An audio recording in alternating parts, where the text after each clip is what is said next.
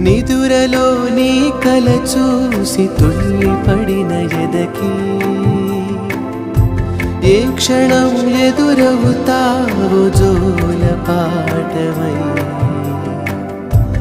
ఆకలని అడగక ముందే నోటి ముద్ద నువ్వై ఏ కథలు వినిపిస్తావో జాబిలమ్మ